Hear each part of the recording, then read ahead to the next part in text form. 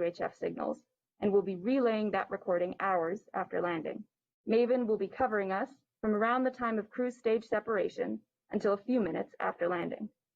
We also receive what we call heartbeat tones, which are indications that the spacecraft is alive and progressing throughout entry, descent, and landing. It's important to note that while unexpected, we could lose our communication links and still land safely. Because Perseverance is doing entry, descent, and landing completely autonomously, she doesn't need our help to joystick the landing. The communication links give us added visibility. And you can see Chloe hard at work inside Mission Control right now. Perseverance's landing might look like the system the Curiosity rover used back in 2012. But landing on Mars is difficult. There's always a risk involved. Here's what needs to happen for Perseverance to touch down safely in Jezero Crater. Nothing can be taken for granted when you get to Mars. There's a lot of things we just don't know. Space always has a way of throwing us curveballs and surprising us. I mean, until we get the data that says we're on the ground safely, I'm going to be worried that we're not going to make it. Entry, descent, and landing is often referred to as the 7 minutes of terror because it takes about 7 minutes to get from the top of the atmosphere of Mars to the ground safely. The spacecraft has to do all of this by itself. There are many things that have to go right to get Perseverance onto the ground safely. There's a lot counting on this. This is the first leg of our sample return relay race. There's a lot of work on the line. Starting about 10 minutes before atmospheric entry, we get rid of really the spacecraft part of the rover that's been supporting us. We come screaming in to the Martian atmosphere at 12 to 13,000 miles per hour. And the heat shield is what dissipates all that initial energy through friction. The vehicle will continue actually flying itself through the atmosphere. It's sort of like a transforming vehicle that went from a spacecraft and now it's kind of like an aircraft actively guiding itself. When we're going slow enough, we deploy a parachute. It's the biggest supersonic parachute we've ever sent to another planet. It's critical for slowing down the vehicle. Perseverance's entry, descent, and landing borrows heavily from that of Curiosity. But fundamentally, Perseverance is a different rover. She's bigger, she has different instruments. We've added a lot of smarts on the inside to make it more capable so that it can deal with the landing site that we've given. The science team identified Jezero Crater as basically an ancient lake bed and one of the most promising places to look for evidence of ancient microbial life and to collect samples for future return to Earth. The problem is it's a much more hazardous place to land. When you look at Jezero, all you see is danger. How do we go to a site that we never thought was safe enough to go to before? So the heat shield, which has protected us all the way through entry, is no longer necessary. We need to get that off so that we can actually see the ground. And we can see the ground in a couple different ways. Perseverance will be the first mission to use terrain relative navigation. So while it's descending on the parachute, it will actually be taking images of the surface of Mars and determining where to go based on what it sees. This is finally like landing with your eyes open. Having this new technology really allows Perseverance to land in much more challenging terrain than Curiosity or any previous Mars mission could. Amongst the rocks and the craters and the cliffs, these things are hazardous to the rover, but these are the things that are interesting to the scientists. Once Perseverance has figured out where she is, we jettison the back shell and parachute and light up our rockets. Those rockets help us steer to a safe landing spot that's nearby. That descent stage takes us all the way down to about 20 meters off the ground. That's when we start the sky canter. Once the rover has hit the ground, the descent stage will cut loose from the rover and fly away to a safe distance. Surviving that 7 minutes is really just the beginning for Perseverance. Its job, right, being the first leg of sample return, to go look for those signs of past life on Mars. All that can't start until we get Perseverance safely to the ground. And then that's when the real mission begins.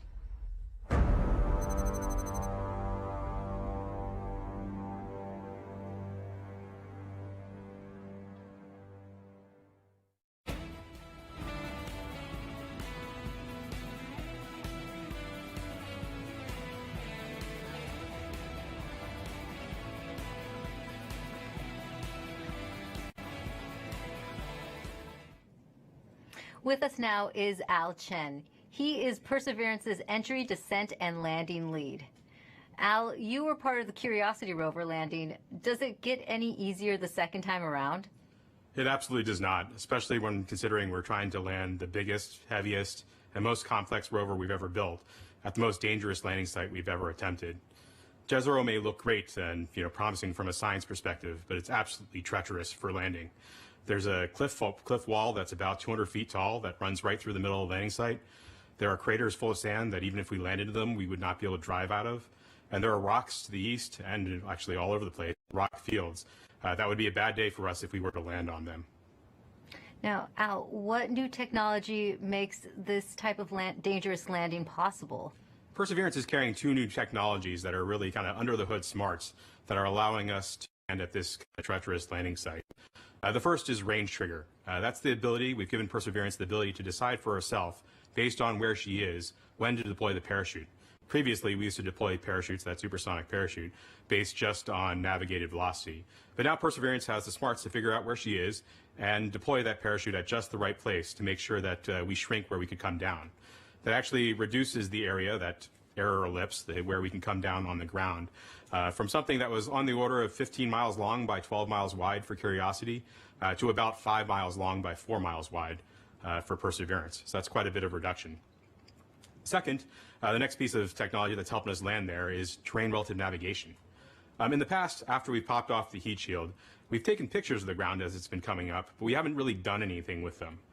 This time, Perseverance is carrying a camera to take pictures, but also a kind of second brain to help it figure out what those pictures are telling it and match it up with an onboard map from a satellite. That allows it to figure out exactly where she is.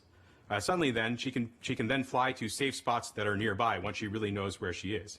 It allows the site to not have to be as flat and boring as a pancake as some of our past sites have been, the entire area we could come down. Now we just need little pieces of that site to be small enough and safe enough for us to land in safely and fly there after we've gotten rid of the parachute. And we also have a social media question coming in. Sansakari14 on Instagram is asking, how does the Sky Crane decide where to move itself after the payload lands?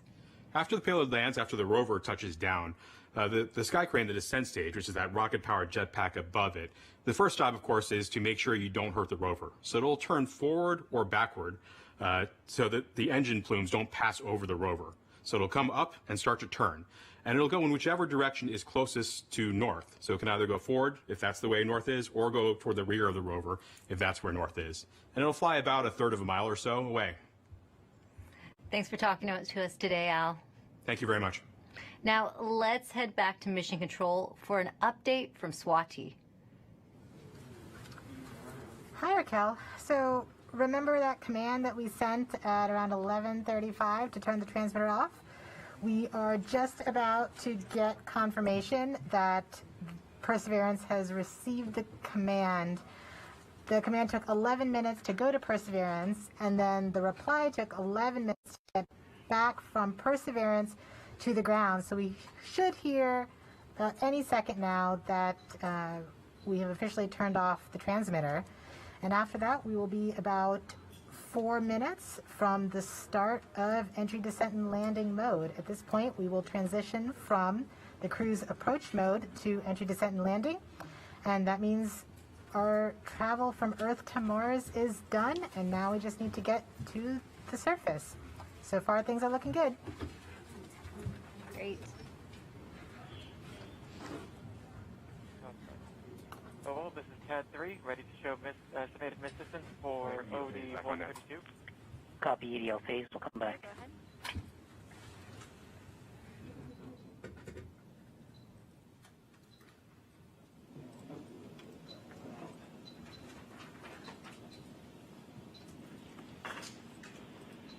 Flight Ace. Go Ace. Our tracking stations have all confirmed the results of the transmitter drive off and in lock one way. Copy, Ace. GDS flight. Flight GDS. At this time, I'd like to disable the alarms before EDL main. So please disable all the alarm files and start a new downlink session. Copy that, EGP. Copy that, proceeding now. confirmation that we are now officially one way and the transmitter is off.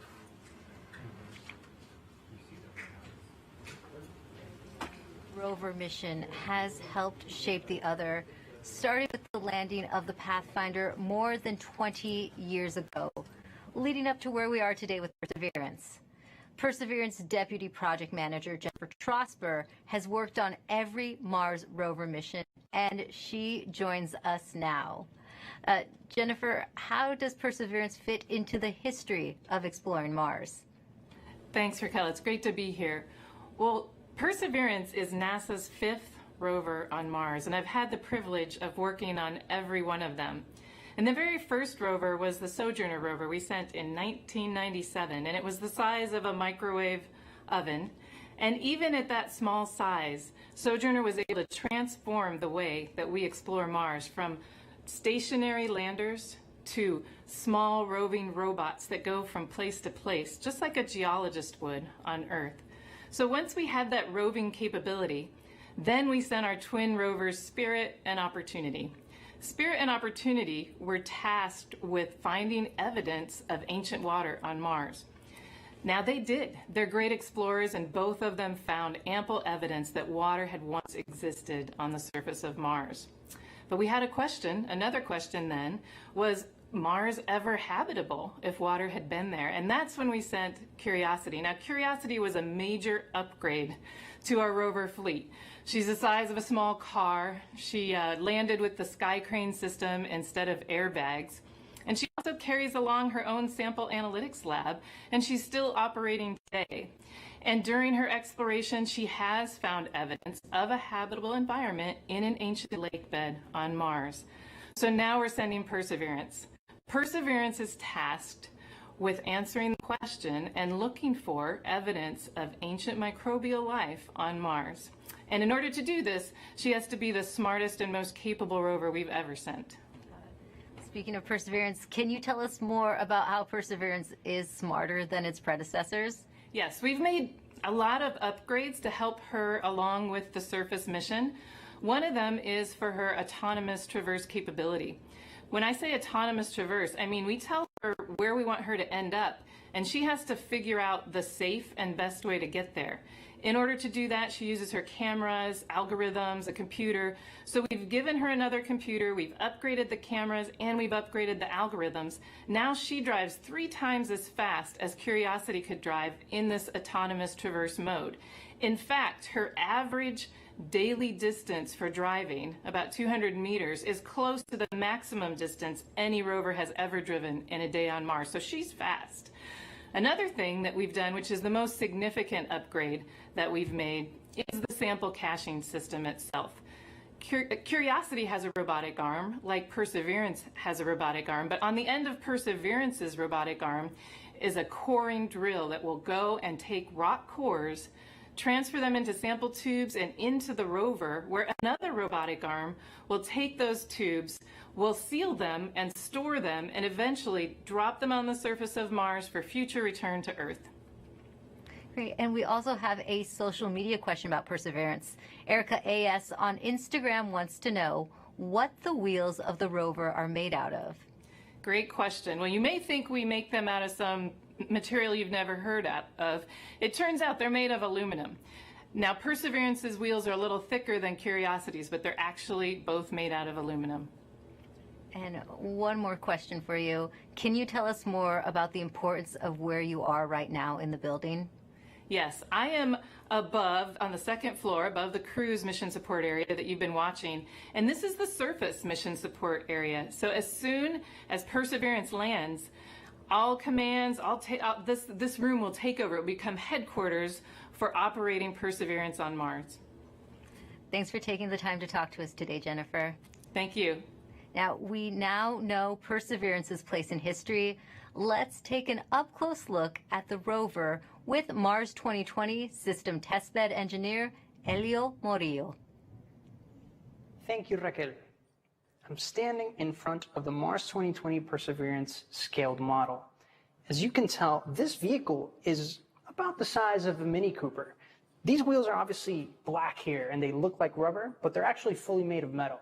These wheels are designed to allow us to climb over obstacles and, of course, climb over hills and minimize the amount of slipping once we're traversing on the surface of Mars.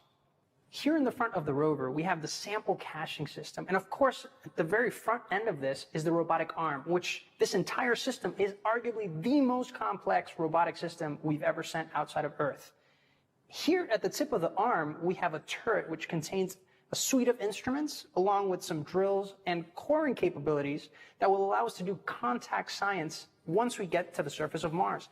Not only that, this robotic system is equipped to collect samples about the size of a piece of chalk that then eventually will be stored inside of the vehicle and dropped off in a later location so that an eventual mission can go and return these samples to Earth, something we've never done in the past. Here in the front, we have the remote sensing mast.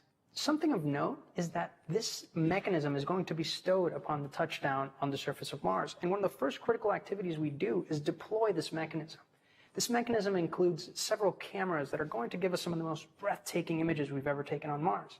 Along with that, we have some lasers as well as a spectrometer. They're going to allow us to do some remote science. Here you see some of these extrusions that are part of a larger weather suite of instruments that will allow us to characterize the local climate around Perseverance. So that's a quick tour of the rover, but I got to get back to work. So back to you.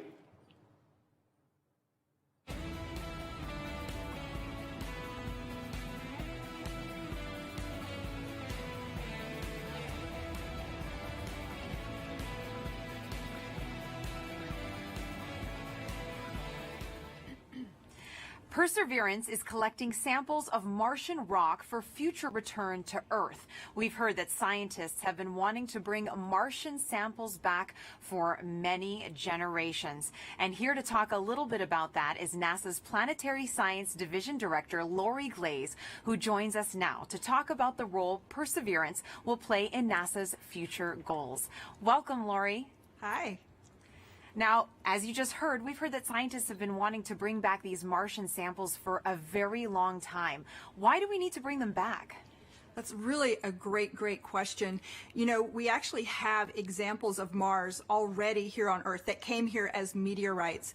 But we don't know exactly where they came from on Mars, and then they also have had to make the trip from Mars to Earth, and so they got altered during that time, and then during their entry and descent into the Earth's atmosphere, that also changes what those rocks are like. So being able to go to Mars and actually collect a sample where we know exactly where it came from, and we know we can preserve it and keep it pristine and carry it all the way back here, this will be incredibly important to help us answer questions about the geologic history of Mars, understanding how it formed and evolved, and also really important questions about whether or not life actually existed on Mars 3.5 billion years ago, and whether that life, if it existed, has been preserved in the surface of Mars.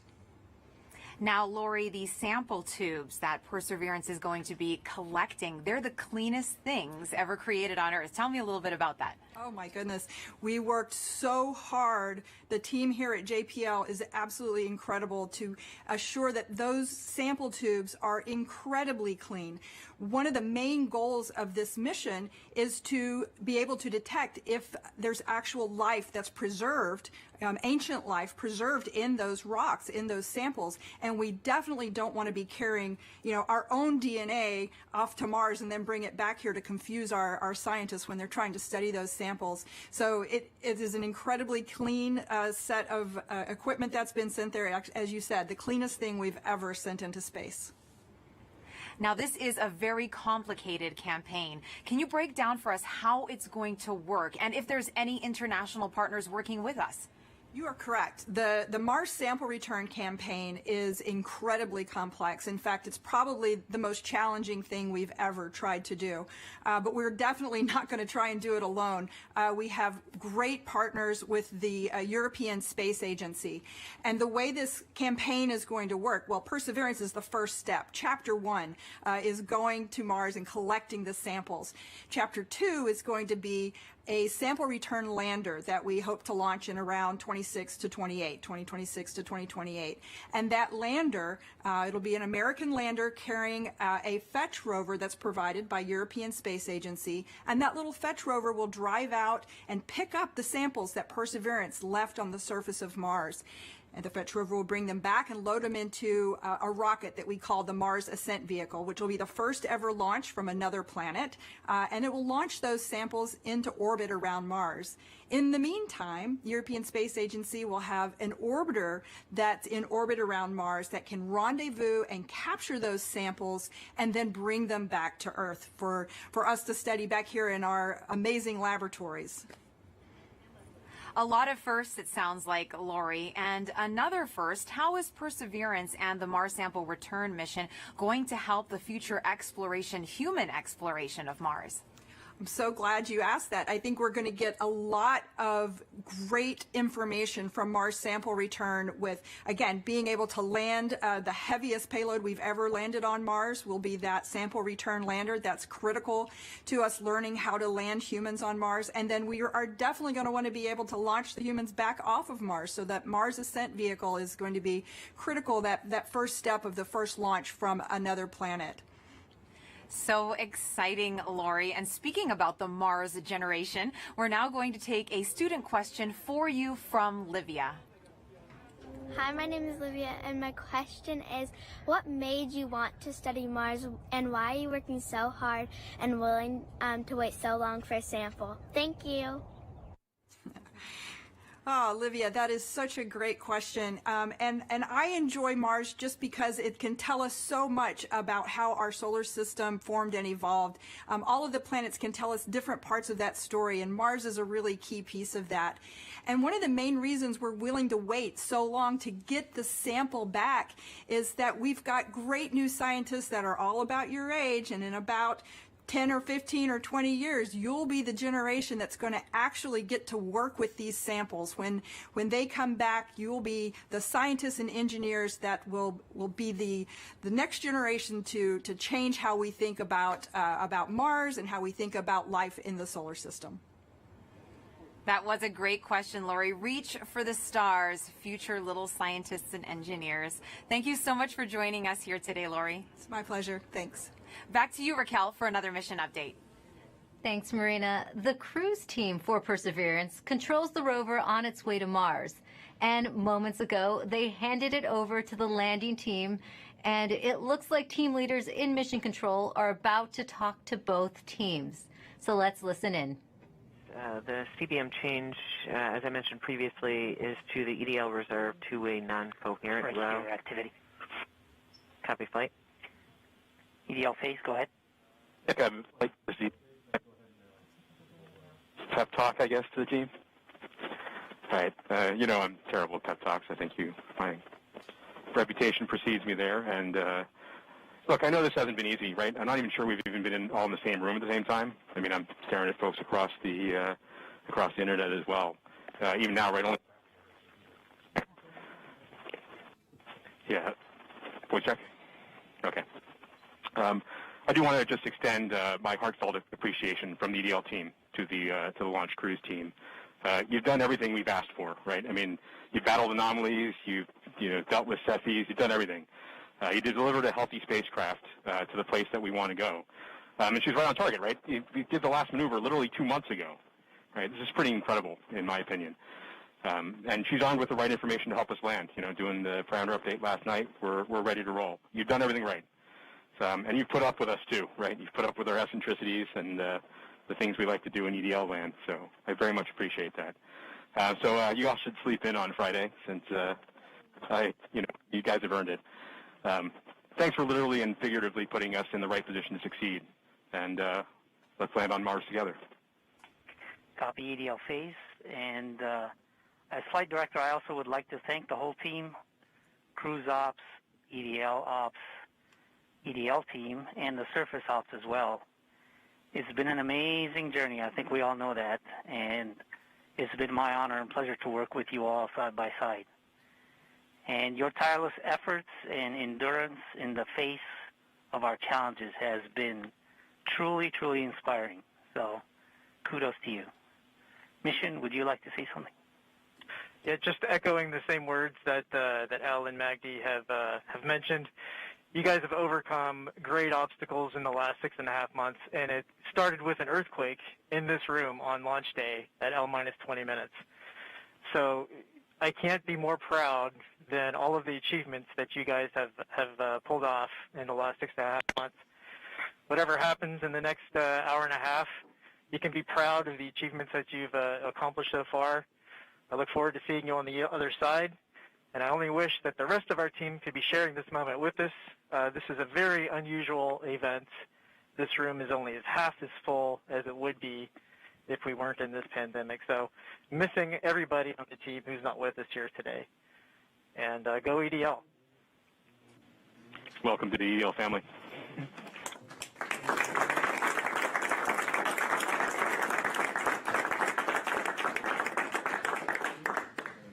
And with that, Godspeed Perseverance. All right, activity. Go ahead and continue the report. Sure thing, Flight. We've since completed the EDL start anchor. As I was mentioning, we changed our CBM row to EDL reserve two-way non-coherent. That row reinforces our CBM windows disabled, keeps our packetization on, it turns off our ranging and switches to the auxiliary oscillator. We have also started our real-time data product and reinforced Medley on. At this time, we just heard Perseverance team leaders thank the cruise team for their work in guiding the rover to Mars. Now, did you know the rover name and Mars helicopter name came from students? Well, a couple weeks ago, Marina was able to catch up with them. Thanks, Raquel. Earlier this year, NASA and our partners held a nationwide essay contest to name our Mars rover. Alex Mather, a 7th grader from Springfield, Virginia, submitted the winning essay that was selected by NASA from a field of more than 28,000 entries from K through 12 students in every state in the U.S. Vanessa Rupani's essay for Ingenuity was so compelling, NASA thought it would be a perfect name for the history-making helicopter, a technology demonstration carried aboard the Perseverance rover. Alex and Vanessa join us now. Welcome, you guys. Hello, space nerds. Hi. Now, you got to go to Florida and watch the launch live back in July. Alex, what were you feeling as you saw that rocket launch into the sky? I read a log of books written by astronauts, and every single one of them always talks about the raw power behind the space launch. And I definitely feel like watching the launch invoked that sense of inspiration mixed with anticipation, along with that rumbling in my chest. That's very inspirational, and I'm sure that you have had many conversations with your classmates since this all began. Now, what kind of questions have they asked you? I got some people asking me about what this helicopter is, what this rover is, what are they actually going to do. So I love that this whole experience sparked a greater interest in the mission in my community. Why do you think it's so important for kids to be inspired by space exploration? Because space is the future, and kids are the future. Learning about space and watching the story of humanity spread to the stars happen is watching the future happen and seeing history unfold. The best way to keep our home safe and protect our planet is to learn from the worlds around it. So I think it's really important for the next generation of scientists to be engaged in that type of exploration to make our home the best place it can be. Now, speaking of the future, what has your life been like since naming the rover and helicopter? Has it sparked any future aspirations for the two of you? Oh man, I am currently applying to a science and technology school for high school. I'm hoping for a NASA internship sometime along the way, with my ultimate goal being to join the incredible team of scientists and engineers who are about to make this happen. This whole experience has definitely shown me that I want to go into the space industry. I came home from Florida, did all my college applications, and checked aerospace engineering on all the boxes. I mean, the whole time we were there, I was thinking, why would anyone want to do anything else? So true, and the best of luck to both of you. Thank you so much for joining us here today, Alex and Vanessa. Thank you for having us. Thank you so much. I had a great time. Now, your essays, as well as the top 155 finalist essays, are riding on the Perseverance rover, along with nearly 11 million of the names from all over the world that were submitted before launch. And if you miss the chance to get your name on Perseverance, then you will get another chance to reserve a spot on the next mission to Mars. So make sure that you sign up now at mars.nasa.gov for your boarding pass. As virtual celebrations are happening all over the globe, let's take a look at some of your submissions on our social channels, showing us how you're celebrating the Perseverance landing right now. And remember to hashtag Countdown to Mars and send those in. We would love to show them off. Look at these kids. They are getting so excited. Everyone's watching it. A lot of classrooms are watching it. Oh, and great, someone did a Lego version of Perseverance, which is awesome. It looks fantastic. We love getting all your pictures out there. We've gotten a lot of artwork from kids, which has been great. I know I have a 9-year-old John at home, and he loves to draw the rover.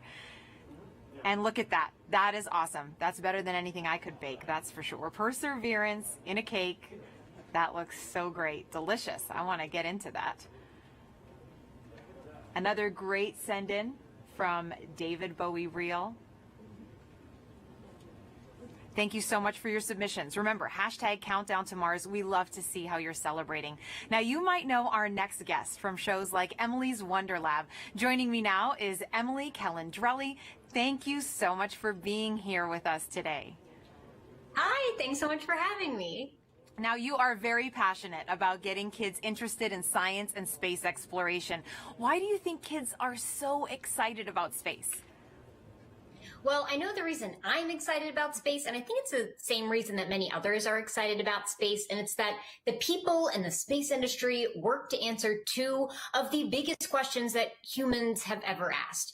Are we alone in the universe, and where did we all come from? And by sending a rover to Mars, we are gaining evidence for the answers to these questions, more evidence than we ever had before, and I think that's so exciting.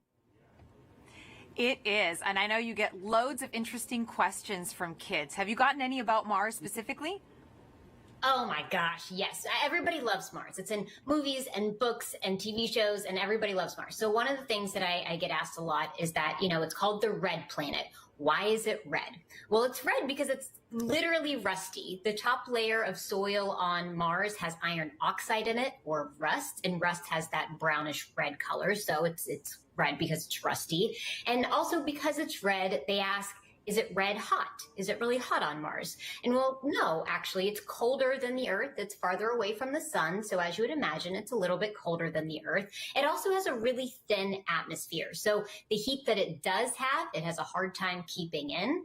And so it's a little bit colder. But then I also get asked, what would I weigh on Mars? That's a really fun question. So on Mars, it's a little bit smaller than the Earth, so the gravity there is weaker. It's about 3/8 the gravity that we have here on Earth. So if you weighed 100 pounds here on Earth, you'd weigh 38 pounds on Mars, or 100 kilograms here on Earth, 38 kilograms on Mars. Those are all super fun. I think even some adults want to know the answers to those questions, Emily. Now, why do you think it's so important to educate kids about science and give them that great foundation?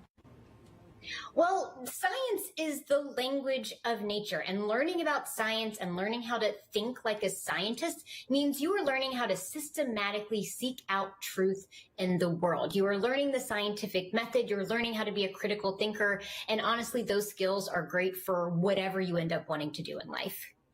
True. If you want to be a scientist or an opera singer, that holds true. And what are you most excited about today? I mean, humans are launching a robot to Mars. That doesn't happen every day. I think in all of the hecticness that is going on today and all of the nerves, I just hope everyone can take a moment to sit back and remember that we live in a time when humans have the ability to send a robot to another planet. And that's so cool to me. It is very cool, Emily. Take a deep breath. Thanks for joining us here. Thanks for having me. Sending it back to you now, Raquel. Thanks, Marina. We are offering lots of ways to ride along with us to Mars. Now put yourself right into the action now with our Perseverance photo booth. You can pose next to the rover, place yourself in our mission control, and even see what you might look like taking a selfie on the red planet. There, you'll also have a chance to sign up to send your name to Mars on NASA's next flight to the red planet. It's all available at go.nasa.gov/Mars 2020 Toolkit. And joining us now is JPL Chief Engineer and landing veteran Rob Manning. He will be breaking down key moments coming up, and very few people know more about landing on Mars than Rob, going back to the Pathfinder mission in 1997. Thanks for joining us today, Rob. Thank you very much, Rick, for having me here. And what a wonderful experience. What a wonderful day for a beautiful day in California. We're just also excited here, anxious, worried, but very hopeful. Rob, I have a question for you. There is a landing tradition at JPL that involves eating peanuts for good luck. Can you tell us how did that start? Yes, it started in the mid-1960s. What happened was we had a series of missions that had failures. The Ranger program in the early 1960s, one after another, failed. And what happened was one day, a fellow by the name of Dick Wallace on Ranger number 7, on the 7th attempt, decided to bring peanuts to the ops area just before the launch, and guess what? That mission worked. Now, we're not supposed to be too superstitious. We're engineers and scientists after all, but we love tradition. And ever since then, before launch and before critical events like entry, descent, and landing, we have brought out peanuts and shared them with the team. And it's been really a wonderful little experience. And so this is something we're doing right now. And it's something that we just can't help ourselves. It's just part of the experience. Well, speaking of the experience, how did the Perseverance team keep the tradition alive this year? Well, this year we passed out little packets of peanuts to the team, and they can sneak one peanut in their mouth as part of to keep the tradition alive. But you know, this is part of the COVID experience, but we can't leave this one undone. So this is what we're doing, and this is going to help us land safely. All right, thanks, Rob. I have some questions for you a little later on, but we're heading back to Swati Mohan, who is part of the landing team. She'll be calling out key milestone and events as they happen from Mission Control. So let's listen in right now. So right now we're still about 20 minutes from entry, and the EDL phase is giving a last-minute confirmation of what will be happening in the upcoming changes to the vehicle, just to remind the team. This will allow us to steer our trajectory as we make our way through the atmosphere. This is one of the things that allowed MSL, the Curiosity rover, to land where it did. And we're depending on the same type of entry guidance this time around to help get us very close to our target. As we make our way through entry, finish our guided entry profile, we'll do a maneuver called heading alignment, where we point toward the target and get ready to deploy the parachute. But before we deploy the parachute, we need to get rid of a set of balance masses that have been giving us a center of gravity, or CG offset, throughout the guided entry phase. So these are called the entry balance masses. We also call this maneuver SUFR, S-U-F-R, or straighten up and fly right. So we'll go ahead and eject those masses when we get a trigger from the GNC system telling us that we're at the appropriate range to the target to do so. As soon as we deploy those, we will no longer have a CG offset, and we'll be ready to deploy the parachute 17 seconds later.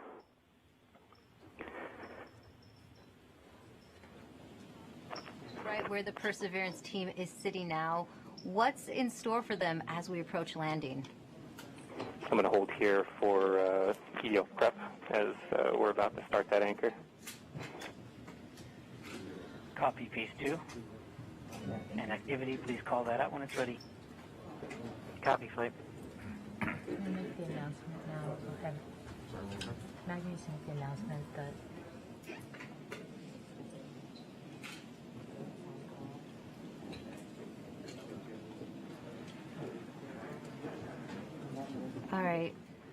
Rob, you've been right where the Perseverance team is sitting now. What's in store for them as we approach landing? Well, this is the nail-biting time.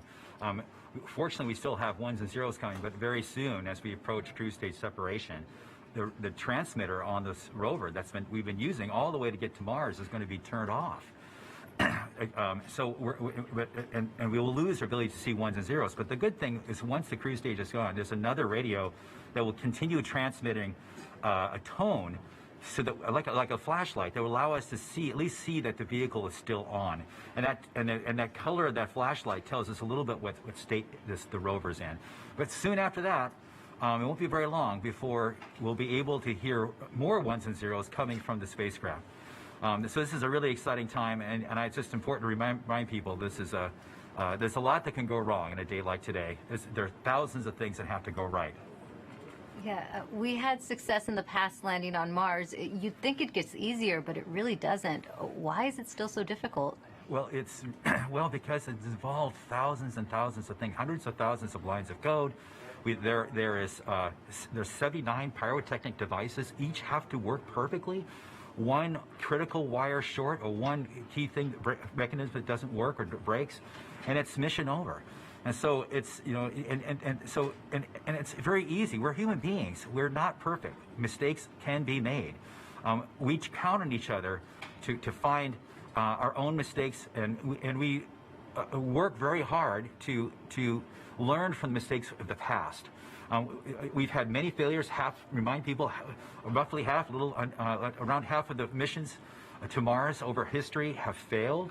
And so that could happen today too. Even though we've had a nice, wonderful string of successes in the United States, it's still still a bit of a gamble that we have hoped that we have erred in the side of luck, and we've stacked the deck and loaded the dice to make this thing succeed. But if we do fail, and something bad happens today, I can tell you, we're going to learn it. We'll have the data that tell us what happened. We'll know why. We'll figure it out. And if we are allowed, we will pick ourselves up and get us back on the horse. And if Congress and NASA allow, we will try again. As we always do, we will learn from our mistakes. And what are the possible scenarios we could be looking at today? Well, there's things like one of the key stressful elements for all of us is parachute inflation. But just even separating from the cruise stage is a pretty major event. Lots of devices have to work properly. Certainly, the heat shield separation, getting the descent engine started. There's no less than 16 rocket motors that have to work. 8 to control during entry, another 8 to control it during landing. I said it's a lot of stuff, and it all has to work. And guess what? We haven't done this before with this vehicle ever. This is its first attempt to actually land. We can't try this on Earth. We can't do. We don't have test pilots to try it out on this planet before the big show. So this vehicle is doing it for the first time. We've done the best testing we could do in bits and pieces, but it's as best as we could do. But I think our team is up to it. This team is the best. It's a diverse, intelligent, amazing group of people. People from all over the world who worked on this, not just here in California, but all over NASA, contributors from aerospace, universities, countries around the world. It is just an incredible, remarkable engineering achievement, and I am just so proud of this team. Thanks, Rob. Now, let's listen back into Mission Control. Flight, we're about 14 minutes from entry interface. The vehicle is currently preparing the heat rejection system that has kept the thermal system cool inside the aeroshell for about the last 6 months. This will allow the spacecraft to more easily cut the line in upcoming cruise stage separation, which is under 4 minutes now.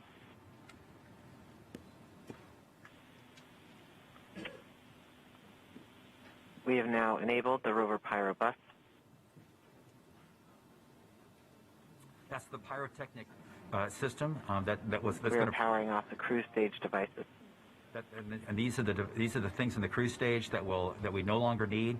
With the pyrotechnic system working, we can explode the devices. The vehicle is preparing for the upcoming cruise stage separation in about 3 minutes 15 seconds by powering off all the devices on the cruise stage in order that they can be safe once the cruise stage is jettisoned. Yeah, this cruise stage has been very reliable.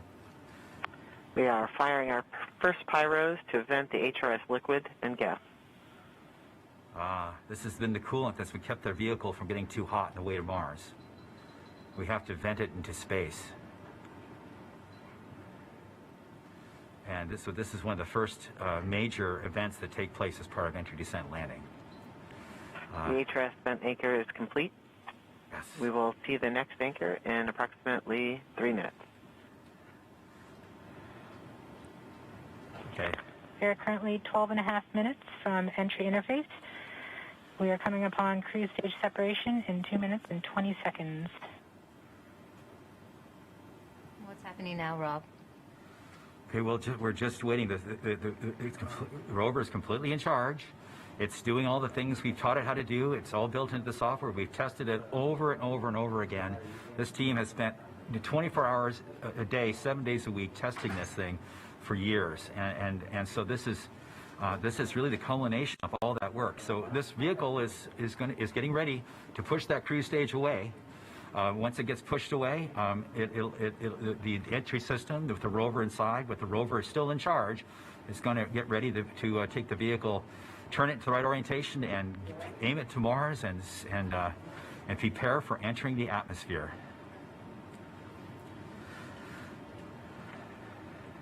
This won't be long.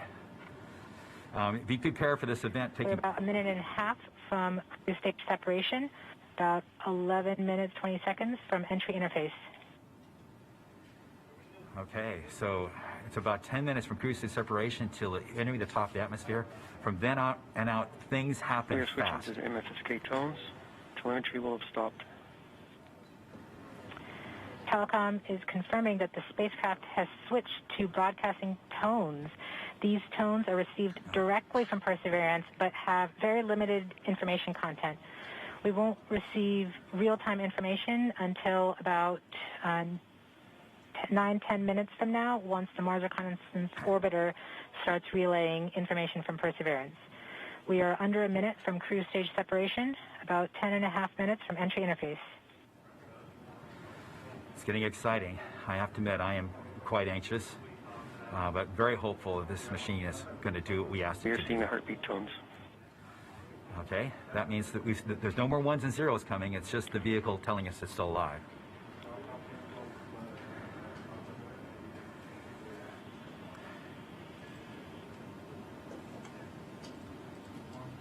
We're continuing to receive tones from Perseverance, standing by for cruise stage separation.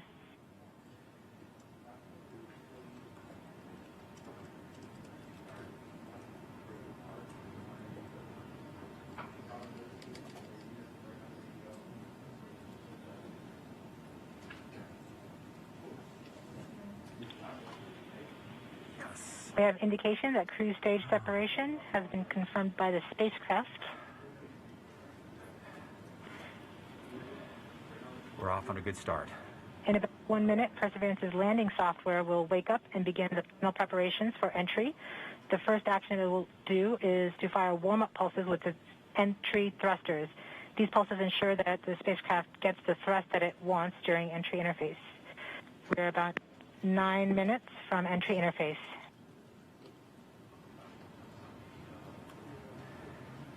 Okay, so now the vehicle's on its own. It's turning itself into the direction of facing the heat shield toward Mars, and will eventually hitting the top of the atmosphere. We're not far away. This is going to go very quickly from here on out.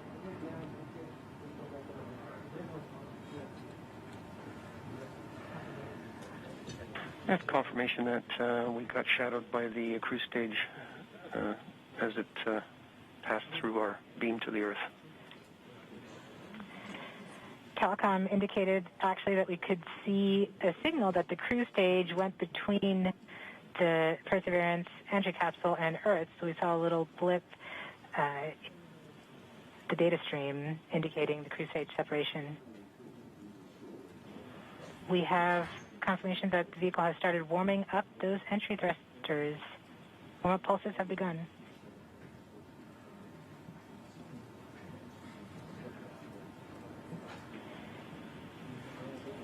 At this point, the spacecraft is trying to stop its spin from the cruise 2 revolutions per minute down to 0, and then will turn to its desired orientation from entry.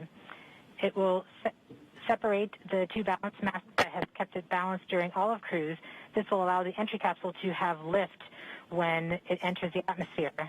We have confirmation that the spacecraft has turned to the desired entry attitude. We are about 7.5 minutes from entry interface.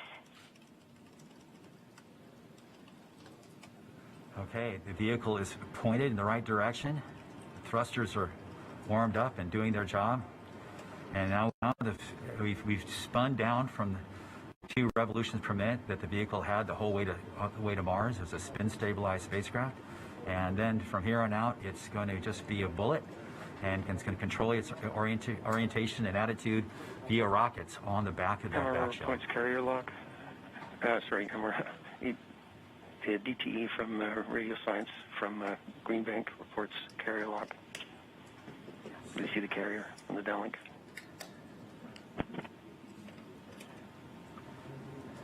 Flight level 1. We are continuing to wait for entry interface. We're about 6 minutes and 45 seconds from entry interface. We have confirmation from Greenback that they are receiving direct-to-Earth telemetry via that path. The spacecraft Perseverance is currently transmitting heartbeat tones. These tones indicate that Perseverance is operating normally and has nothing significant to report. This is as expected. We're currently just over 6 minutes from entry interface.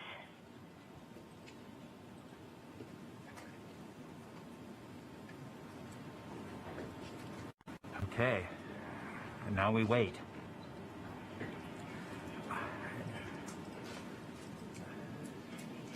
As soon as we get to the top of the atmosphere, it will be very quickly, which is the entry point. It won't be very long before the atmosphere will start getting thicker and thicker. It's going very quickly at a fairly steep angle of 15 degrees into the atmosphere, and as it starts to slow down. We're just under, we're about 5.5 minutes from entry interface. We're still receiving heartbeat tones. We expect to continue receiving heartbeat tones until about 5 minutes after entry. At that time, Perseverance will be no longer in view of our antennas here on Earth. About 90 seconds prior to entry, the Mars Reconnaissance Orbiter should begin receiving telemetry from Perseverance and streaming it to Earth in near real time. There are a few expected short outages, such as when we have a plasma blackout or when we enter the peak heating phase. Aside from these outages caused by the plasma blackout, antenna switching, or high dynamic events, spacecraft events, we should have telemetry until about 90 seconds after landing. A plasma blackout is when the signal from Perseverance isn't strong enough to make it through the superheated, super fast air flowing around the spacecraft all the way down to Earth. Once the temperature drops below that peak heating, we do reacquire the signal from Perseverance. We are currently about 4.5 minutes from entry interface. Perseverance continues to report heartbeat tones, indicating everything is nominal. Okay, what we're looking for now is Mars Reconnaissance Orbiter should be in view soon of our vehicle and be able to listen to ones and zeros coming from a separate radio that's really designed to talk between spacecraft. MRO reports the electro radio is powered on, ready to receive signals from the lander. Okay, MRO is ready and able and waiting for to hear from our rover. Mars Reconnaissance Orbiter has reported that it's ready to receive the signals from Perseverance. It should be in a few minutes here. We're just Flight Local 1 from entry interface.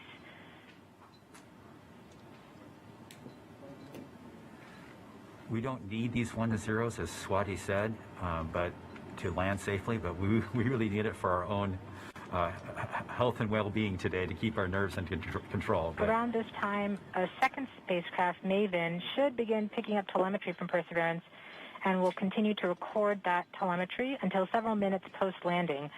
We won't get that data for several hours after landing as it's being recorded and then will be forwarded to Earth later. We are continuing to receive heartbeat tones, indicating that everything is nominal. We're currently at about 3 minutes until entry interface. Okay.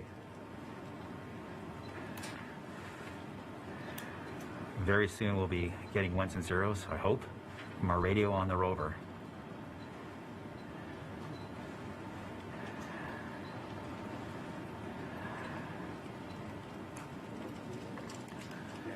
The entry interface is nothing more than just an arbitrary place in the sky that we've defined to be above the atmosphere. But from that point on, there's definitely atmosphere, and above it there isn't. We are 2 minutes from entry interface. Perseverance is to transmit heartbeat tones, indicating everything is nominal. So the tones can tell us whether something's bad or not is happening. So far the heartbeat is doing well. So the vehicle thinks it's in good shape to land, which is a great sign.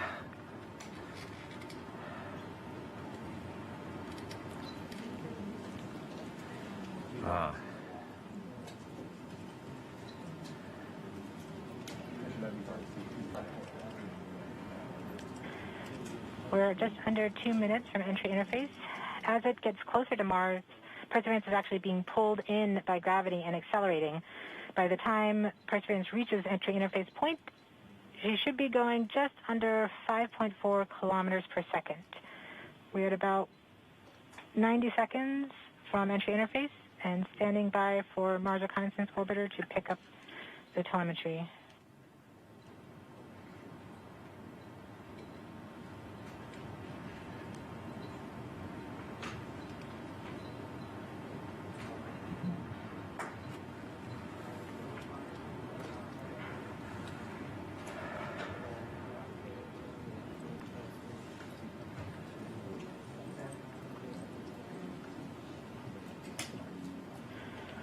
We are 1 minute from entry interface.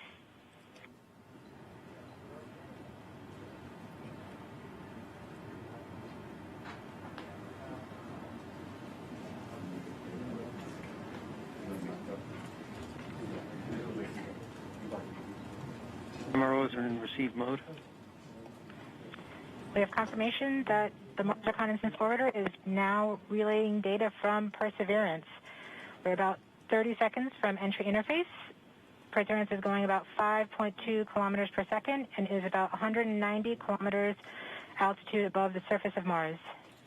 Confirm your jet data flow.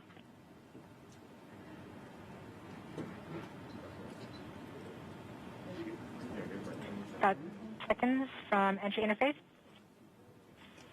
5.3 kilometers per second and an altitude of about 150 kilometers from the surface of Mars.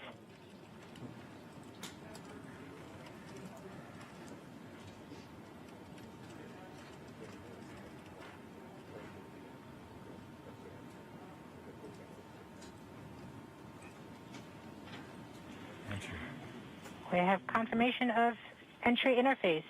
Perseverance is currently going 5.3 kilometers per second at an altitude of about 120 kilometers from the surface of Mars.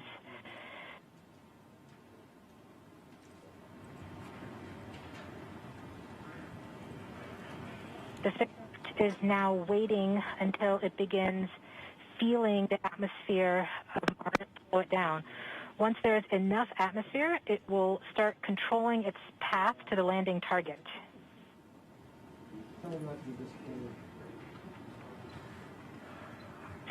Navigation is also confirming that we can see a little bit of that slowdown of the atmosphere on the Perseverance entry capsule. Our current velocity is about 5.36 kilometers per second and an altitude of about 67 kilometers from the surface. We are probably seeing MRO plasma blackout at this point.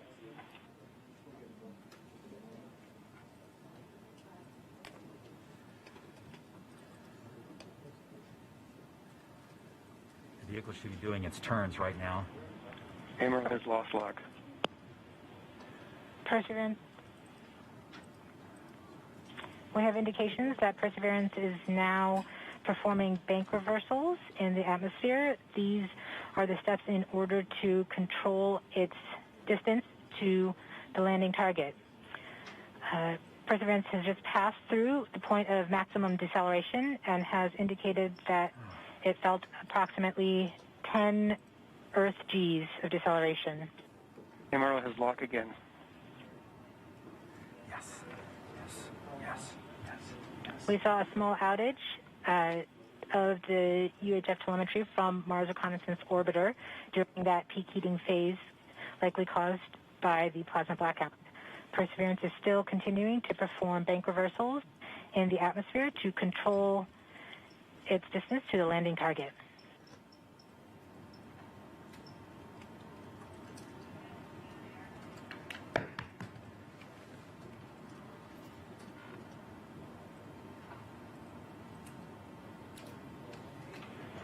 Perseverance is going about 1 kilometers per second at an altitude of about 16 kilometers from the surface of Mars.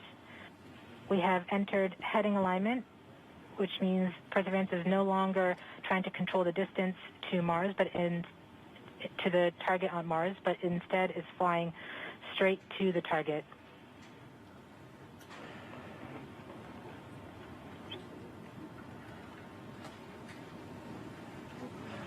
Parachute.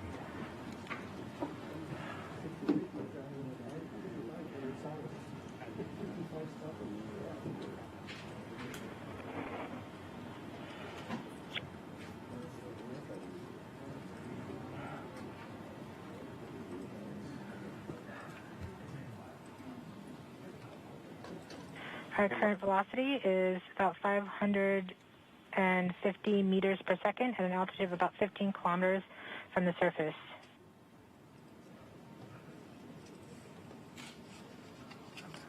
MRO is reporting good telemetry log. We are coming upon the straighten up. We are starting the straighten up and fly right maneuver, where the spacecraft will jettison the entry balance masses in preparation for parachute deploy and to roll over to give the radar a better look at the ground. Yes. The navigation has confirmed that the parachute has deployed, and we are seeing significant deceleration in the velocity. Our current velocity is 440 meters per second at an altitude of about 12 kilometers from the surface of Mars.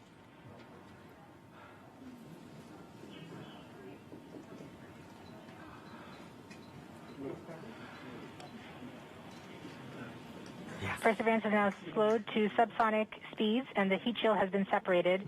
This allows both the radar and the cameras to get their first look at the surface. Current velocity is 145 meters per second at an altitude of about 9.5 kilometers above the surface.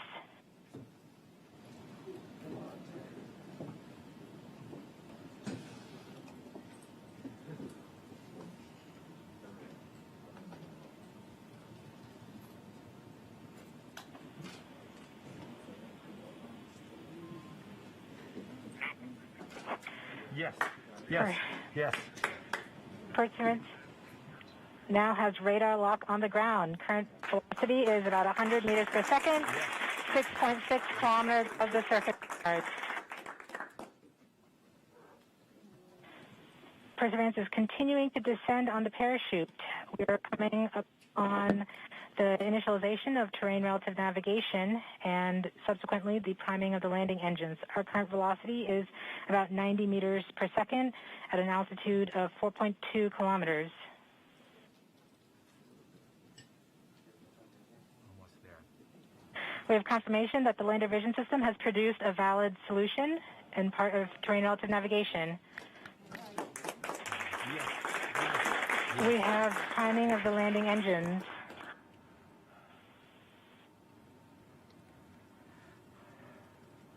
Current velocity is 83 meters per second at about 2.6 kilometers from the surface of Mars. We have confirmation that the back shell has separated. We are currently performing the divert maneuver. Current velocity is about 75 meters per second at an altitude of about a kilometer off the surface of Mars. TRN Safety Bravo. We have completed our terrain relative navigation. Current speed is about 30 meters per second, altitude of about 300 meters off the surface of Mars.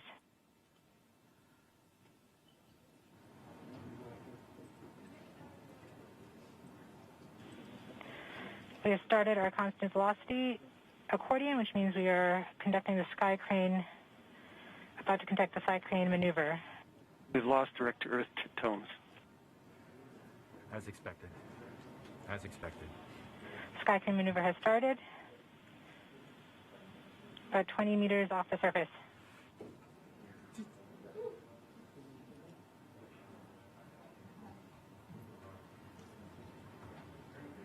We're getting signals from MRO. UHF is good. Touchdown confirmed. Perseverance safely on the surface of Mars, ready to begin seeking the sands of past life.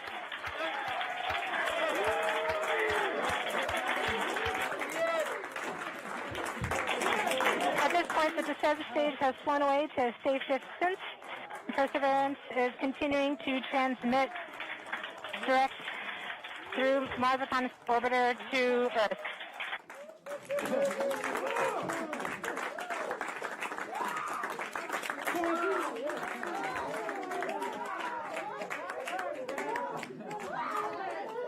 Oh my God. Oh. Oh. MRO reports they're still getting telemetry from the lander. All right, all stations. We got it. Touchdown confirmed. We're going to wait for the images. Wow. This is so exciting. The team is beside themselves. It's so surreal. Stay tuned. We might get some pictures. That'd be great.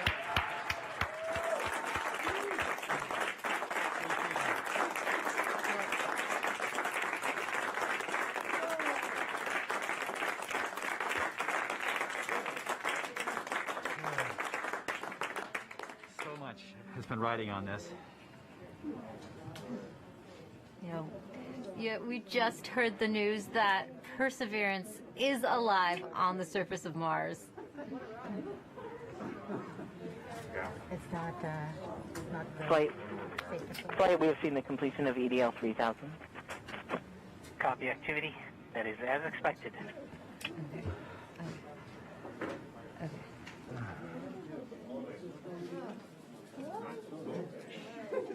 MRO is still seeing a strong signal from the lander.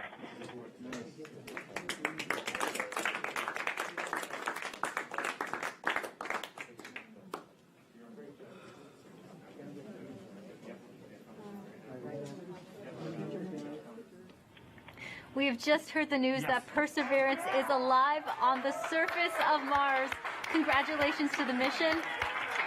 And looks like we have some more news in. It looks like we're getting the first image. Here, take a look at the first image. Flight, this is OL3. I have the target point on the map when you are ready. We are ready, OL3. Go for it.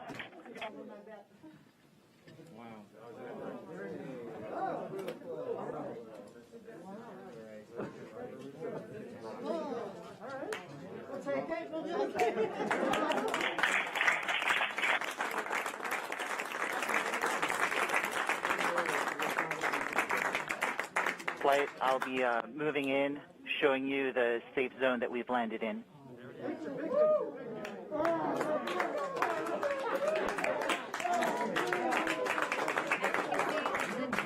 Just put the first image from Perseverance on the surface of Mars. Now, it comes from the engineering cameras, known as the Hazard camera. This camera is mainly used to help the rover drive safely around Mars, and we will get higher resolution photos later in the day. Look at that, right? You get the safe. Wow. Let's see our engine. Nice. This is amazing. Here's Andrew.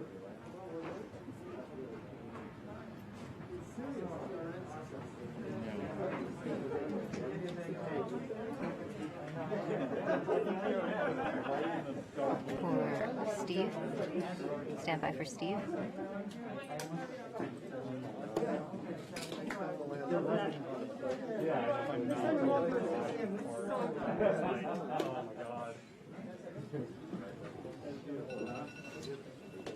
did it. You did it. You did. You led the team. You made it happen, man. Congratulations.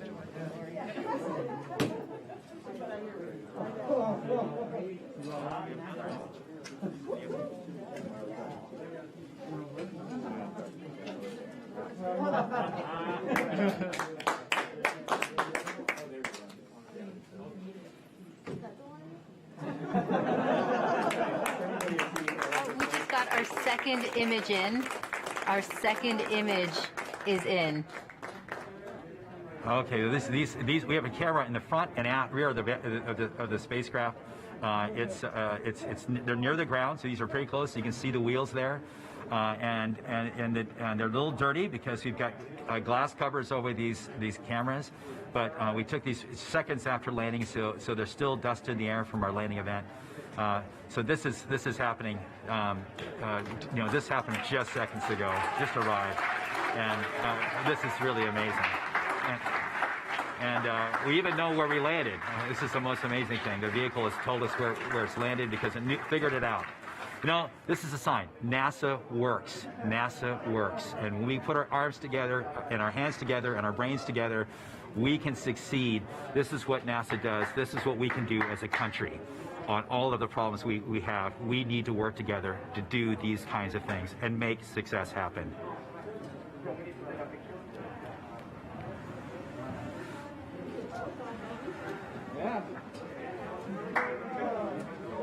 And joining us now is the acting administrator of NASA, Steve Jurczyk. Steve, welcome and congratulations. Hey, thank you. What an amazing day. How does it feel to have another rover on Mars?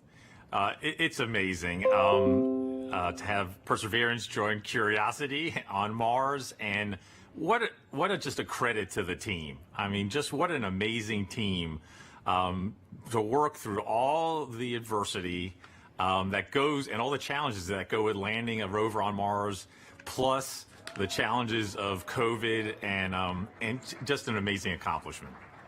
And what does this mean for NASA and its future plans? So for robotic exploration, every time we execute a mission with new instruments, we discover new things and things we never thought we would discover. So that always informs our future robotic missions, both landers, rovers, and orbiters. This mission also has technology on it. One of the cool things is the Ingenuity helicopter. It's an experiment on this mission, but if it's successful, we can use it as an science observation platform by putting instruments on it, and also use it as a scout for future rover missions, and then just the entry, descent, and landing capability.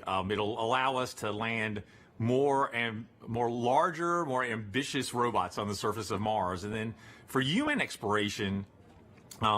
We have the MEDLI, Mars Entry, Descent, and Landing Instrumentation, which is going to give us EDL information. We have the Mars Environmental Dynamics Analyzer. It's going to give us properties, size and properties of dust particles, because when we send people, we're going to have to deal with that dust. This is just an incredible mission because of the science and the technology, and then caching samples for a Mars sample return mission. That will be an amazing mission, the first round trip to Mars and back, and bringing those samples cached by Perseverance back to Earth to examine with state-of-the-art equipment in our laboratories here on Earth. We have so much to look forward to. And we also have a student question coming in from Landon. Let's take a look. Hi, my name is Landon Applegate. I'm in 6th grade, and I'm going to Academy for Academic Excellence. And my question is, do you think we could get resources from Mars to help on future missions, or even as like a launching point? Great question, Landon. Actually, we have an experiment called the Mars Oxygen In Situ Resource Utilization Experiment, or MOXIE, and it's going to demonstrate generating oxygen from atmospheric CO2. And that could help generate breathable oxygen, and even if we can liquefy it, oxidizer for propulsion systems. So that's a tech demo on Perseverance. And then we're going to continue to characterize the frozen water on and below the surface of Mars, and eventually try to figure out how to extract that water from the Martian soil, or what we call regolith.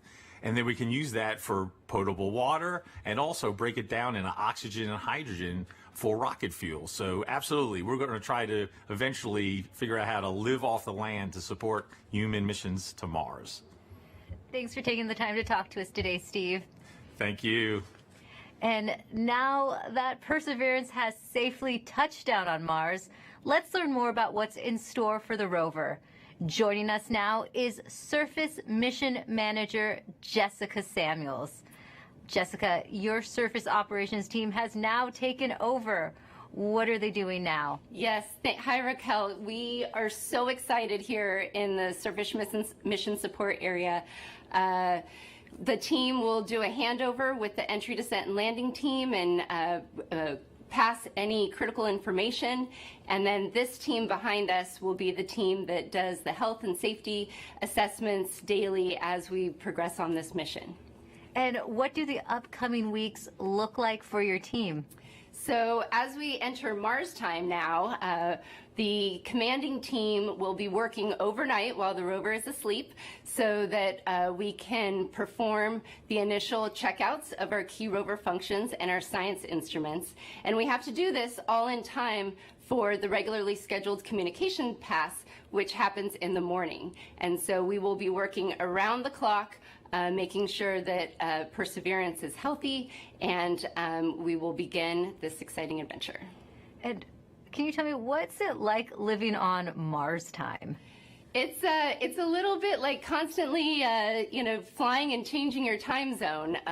The rover, on Earth, the rover wakes up at the same time every day, but on Earth, that's 40 minutes later. So the team is going to be shifting our work schedule by 40 minutes as we come into work over the next few weeks.